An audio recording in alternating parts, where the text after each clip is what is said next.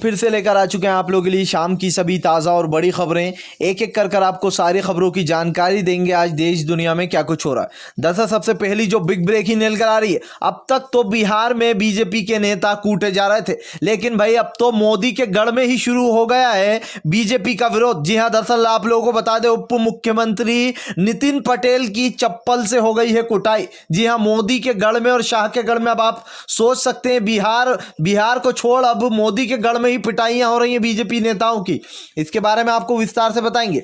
वहीं पर दूसरी बिग ब्रेकिंग में हम आपको बताएंगे। जी हां, दरअसल आप लोग बता दें, तेजस्विनी की आंधी में बह गई बीजेपी और एनडीए। आप लोगों को बता दें, बुरी तरीके से एक एक दिन में 15-15 रैलियां करना, और ऐसे में 35-35 हेलीकॉप्टर के आगे सिर्फ तेजस्विनी के एक हेलीकॉप्टर ने उड़ा दी है मोदी और नीतीश की नींद। इसके बारे में आपको विस्तार से बताएंगे।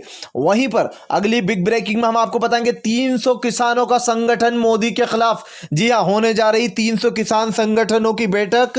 मोदी के खिलाफ, केंद्र के खिलाफ लाएंगे प्रस्ताव, ये जो काला कानून लाया गया है किसानों के लिए, इसके बारे में आपको विस्तार से बताएंगे। वहीं पर अगली बिग ब्रेकिंग में हम आपको बताएंगे, मामा अब डायरेक्ट घुटनों से हाथ जोड़ने पर आ गए। जी हां, दरअसल आप लोग बताते, कहा अगर बीजेपी का बटन नहीं दबाया तो मुझे झोला उठाकर निकलना पड़ेगा। लोगों ने उड़ाया जमकर मजाक। इसके बारे में आपको विस्तार से बताएंगे।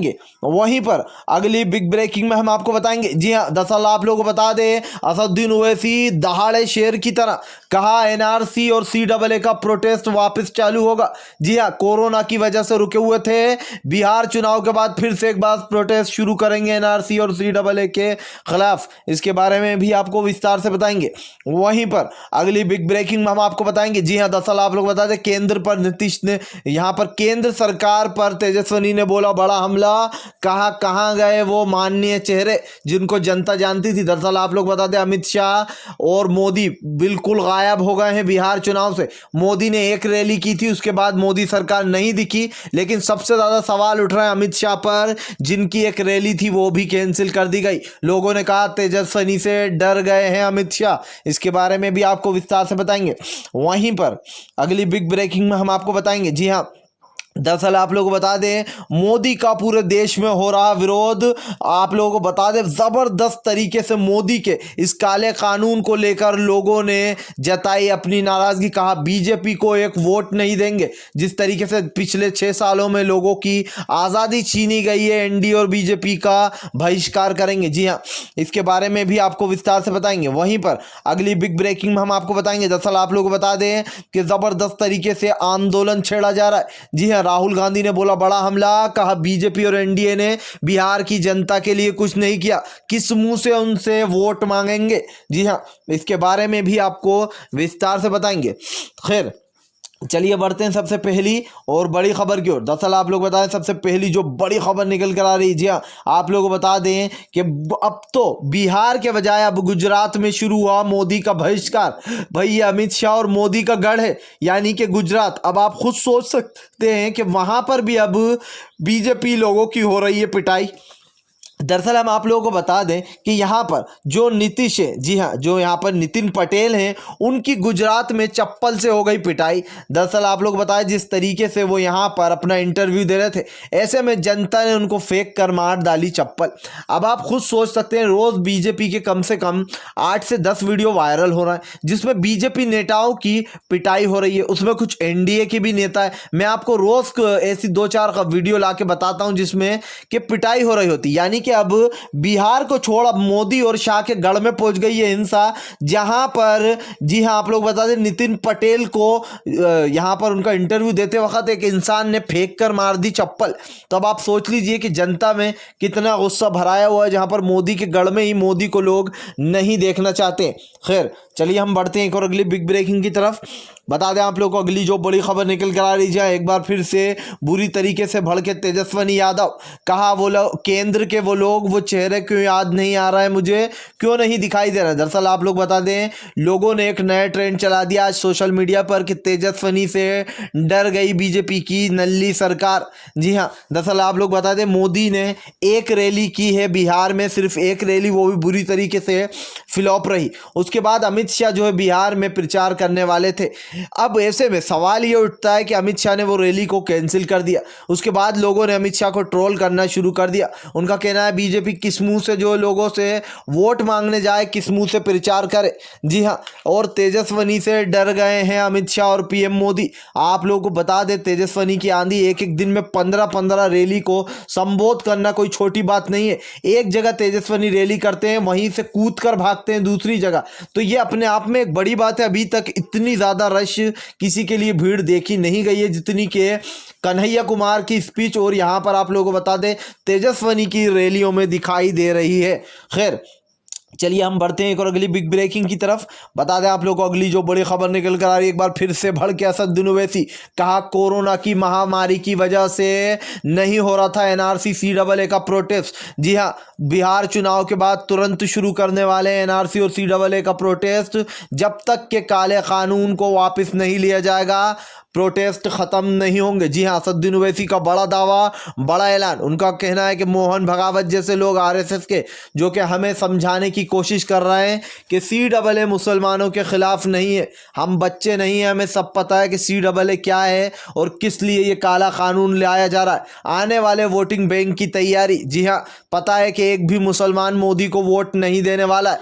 इससे मोदी सरकार की घिग्गी बनी हुई है। मोदी सरकार को पता है कि ज़्यादातर जो वोट है वो कांग्रेस के पास चले जाएंगे। ऐसे में पहले से ही 2024 के वोट आने से पहले अपना जो यहाँ पर अपने आप को सेव करना चाहती है सरकार, तभी तो यहाँ पर इस तरीके से सीएए लाया जा रहा था। लेकिन असदुद्दीन ओवैसी ने कहा कि जैसे ही ये महामारी सब कुछ ठीक होता है, फिर से एक बार शुरू होने जा रहा है सीएए का प्रोटेस्ट। खैर चलिए बढ़ते हैं हम एक और अगली बिग ब्रेकिंग की तरफ। बता दें आप लोग को अगली जो बड़ी खबर निकल कर आ रही, नितिन पटेल पर चप्पल पड़ने पर लोगों ने बड़ा हमला बोला।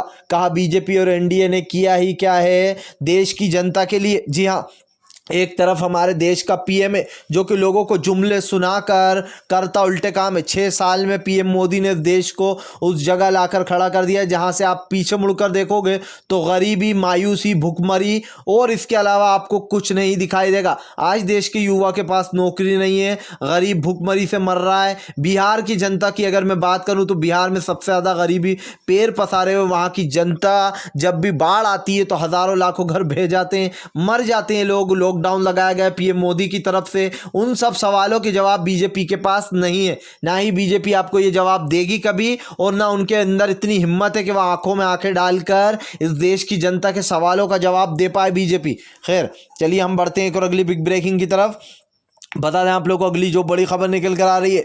जी हाँ, दरअसल आप लोग को बता दें एक बार फिर से बरसे हैं यहाँ पर आरजेडी के सांसद मनोज झा ने कहा कि अभी तक बिहार की जनता के लिए नीतीश और बीजेपी ने कुछ नहीं किया। ये वही बीजेपी की सरकार है जो लोगों में हिंदू मुसलमान के नाम पर लोगों को लड़वाती है। जी हाँ, आप लोगों को बता दें कि आरजेडी के सांसद मनोज झा ऐसे बरसे हैं कि 2 मिनट में रातों रात खेल चेंज कर दिया है बीजेपी और यहाँ पर एनडीए का। उनका कहना है कि आज क्या देश की जनता जानती नहीं है कि देश में कैसे जो जात पात के नाम पर जो है हिंसा फैलाई गई है। जब भी वोट लेने का टाइम आता है तो हिंदू मुसलमान करने लगती है बीजेपी की और एनडीए की सरकार। ऐसे में उन्होंने बड़ा हमला बोला। उनका कहना आज देश की जनता जान चुकी है बिहार की कि नीतीश कुमार ने पिछले 15 सालों में बिहार की जनता के लिए कुछ नहीं किया। इस 15 सालों में देश की जनता को काफ़ी कुछ मिल सकता था। वहीं पर अगर बात की जाए दोस्तों कि 15 सालों में क्या हो सकता था तो आप भी जानते। वहीं पर अब बीजेपी का एक अलग ही खेल चल रहा है। बीजेपी नीतीश के अलावा जो है एलजेपी को सपोर्ट करती हुई नजर आ रही है। तो नीतीश खुद ही समझ नहीं पा रहा है कि बीजेपी सपोर्ट किसको कर रही है, एलजेपी को या फिर एनडीए को। खैर चलिए बढ़ते हैं एक और अगली बिग ब्रेकिंग की तरफ। बता दें आप लोगों को अगली जो बड़ी खबर निकल कर आ रही है, भोपाल में बीजेपी का खेल हुआ खत्म, फिर से एक बार कांग्रेस की सरकार आने की तैयारी। भैया देखिए, यहाँ पर सभी को पता था कि 22 जो बागी विधायक थे उनकी खरीद फरोख्त की गई थी और जो 22 विधायकों ने कहा था कि हमारी कांग्रेस में इज्जत नहीं होती है, आज वो लोगों के तलवे चाट रहे हैं, पैर पड़ रहे हैं कि हमारे लिए प्रचार कर दो, हमें वोट नहीं मिलेंगे। अब उसी कांग्रेस के लोगों के पास घुस रहा है। अब भाई शिवराज का एक वीडियो वायरल हुआ जिसमें शिवराज सिंह चौहान कहते हुए नजर आ रहा है कि वोट देना, कमल का बटन दबाना, वरना वोट में जीत नहीं पाऊंगा, हट जाऊंगा, कोई और आ जाएगा और मैं झोला उठाकर चल दूंगा। अब आप इनके शब्द सुनिए कि अगर आपने मुझे जिताया नहीं तो मैं झोला उठाकर चल दूंगा। तो भैया ये जो जुमलेबाजी है ये बहुत पहले से चलती आ रही है बीजेपी की। अब इनको शिवराज को हो गया डर कि मैं हारने वाला हूं। बीजेपी को साफ पता है कि भोपाल की जो एमपी की जनता है उसने कांग्रेस को चुना था। ऐसे में कांग्रेस को जब कांग्रेस को चुना था तो कांग्रेस के 22 जो विधायक थे उनको बागी बनाया गया था सिंधिया की तरफ से। सिंधिया ने उन बागी विधायकों को समझा तो दिया, लेकिन आज उनकी जो औकात हो गई है बीजेपी में ये आपसे छुपी नहीं है। पैरों में गिरना है, गिड़गिड़ा रहे हैं कि हमारे साथ प्रचार करने चलो, हमें कोई वोट नहीं देगा। बीजेपी का आए दिन वीडियो वायरल हो रहा है जहां पर किसानों को पीटा जा रहा है। इस देश का युवा जो कि विरोध पे उतरता है उन लोगों को पुलिस द्वारा लाठी से पीटा जा रहा है। तो बीजेपी की सरकार ये दावा कैसे कर सकती है कि हमारा बटन दबाओ कमल का और हमें वोट दो? ये क्यों कर रही है मैं आपको बता देता हूं। शिवराज को यह अंदाज पहले ही हो चुका था कि वो जो 22 बागी विधायक लाए गए हैं उनसे ही मेरी सरकार अभी बनी है। लेकिन शिवराज सिंह चौहान को यह पता था कि जब उपचुनाव आएंगे उसके बाद मेरा सारा खेल ओवर हो जाएगा। जी हाँ, और शिवराज सिंह चौहान का गेम ओवर हो भी चुका है, क्योंकि जिस तरीके से उन्होंने ये अपना बयान दिया है कि भैया कमल का बटन दबाना, मुझे बहुमत मिलेगा तो मैं जीतूंगा वरना फिर मैं झोला उठाकर चल दूंगा। तो देश की जनता का कहना यही है कि पहली फुर्सत में झोला उठाइए और झोला उठाकर आप यहां से निकल लीजिए, क्योंकि झोला उठाने की बहुत जरूरत है बीजेपी को। हर जगह से अब बीजेपी को अपना झोला उठाना ही पड़ेगा। खैर चलिए हम बढ़ते हैं एक और अगली बिग ब्रेकिंग की तरफ। बता दें आप लोग अगली जो बड़ी खबर निकल कर आ रही है, जी हाँ, मोदी का पूरे देश में बहिष्कार। 300 किसान संगठनों की आज बैठक, मोदी के काले कानून के खिलाफ लाएंगे नया प्रस्ताव। दरअसल आप लोग बता दें किसानों और मोदी की कुछ दिन पहले केंद्र की बैठक हुई थी, जहां पर किसानों और केंद्र की बैठक में कुछ भी बातचीत नहीं बनी, जिसका देश में आक्रोश ये देखने को मिला कि मोदी का 100 फीट ऊंचा पुतला, मोदी और योगी, अमित शाह इसमें, और यहाँ पर रक्षा मंत्री राजनाथ, इन सब के पुतले को फूंक दिया गया। और ये ऐसा एक जगह नहीं हुआ, एक और जगह पुतला फूंका गया जहां पर अडवाणी और मोदी के पुतले को फूंक दिया गया। तो ऐसे कई जगह हैं जहां पर मोदी, रावण की जगह मोदी को जलाया गया।